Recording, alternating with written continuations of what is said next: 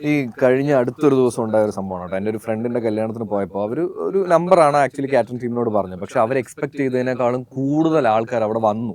അത് ആക്ച്വലി പ്രശ്നമായിരുന്നു എന്നുള്ളതാണ്. കാരണം എപ്പോഴും പറയുന്ന കൗണ്ടിനേക്കാളും ആൾ കൂടുതൽ വന്നു കഴിഞ്ഞാൽ സ്വാഭാവികമായിട്ടും നിങ്ങൾക്ക് അതൊരു പ്രശ്നം ആവാം.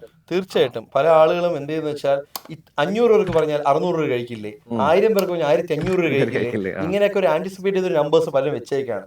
പക്ഷെ പണ്ടുള്ള കാലങ്ങൾ എന്ന് വെച്ചാൽ ഒരു കല്യാണത്തിന് ഒരാൾ പോകണമെങ്കിൽ അയാൾ ബസ് കയറി 2 ബസ്സൊക്കെ മാറി കയറിയും പോകുന്നത്. ഇപ്പോഴത്തെ കാലത്ത് ഒരു കാറില്ലാത്ത വീടുകളില്ല. ഇപ്പൊ എല്ലാവരും വീടുകൾ ന്യൂക്ലിയർ ഫാമിലി ആയി കഴിഞ്ഞു. ഒരു വീട്ടിൽ നിന്ന് ഒരു ഹസ്ബൻഡ്, വൈഫ്, 2 കുട്ടികൾ. അവർ മീൻ ചെയ്യുന്ന വെച്ചാൽ ഒരു പോയി കഴിഞ്ഞാൽ ഒരു ലഞ്ചോ ഡിന്നറോ അതങ്ങ് കഴിയും. പിന്നെ അതിനുവേണ്ടി അവർ പിന്നെ വീട്ടിൽ വേറെ ഉണ്ടാക്കേണ്ട ആവശ്യമില്ല. എന്ന് വെച്ചാൽ ഒരു കാർഡില് പണ്ടൊക്കെ എന്ന് വെച്ചാൽ നമ്മൾ 1, 2 ശരിക്കും 3, 4 വരുന്നതുണ്ട്. ആക്ച്വലി ഒരു കാർഡിൽ മിനിമം ഒരു 2.5 എന്നൊരു റേഷ്യോ എടുത്താൽ മാത്രമേ നമുക്ക് ഒരു വിധം ഗസ്റ്റ് കൗണ്ട് നമുക്ക് ഇതാക്കാൻ പറ്റുള്ളൂ. അതാണ് ഞാൻ നേരത്തെ പറഞ്ഞ പോലെ എക്സൽ ഷീറ്റിൽ കറക്റ്റ് ആയിട്ട് മെൻഷൻ ചെയ്ത് എത്ര പേര് വരുമെന്ന് നമ്മളെ കറക്റ്റ് കൗണ്ട് ചെയ്താലേ അത് മാനേജ് ചെയ്യാൻ പറ്റും. വാട്സാപ്പ് കോൺടാക്ട് ചെയ്യുന്ന ഒരുപാട് മിക്ക ആൾക്കാരും അതൊന്നും കൗണ്ട് ചെയ്യാറില്ല.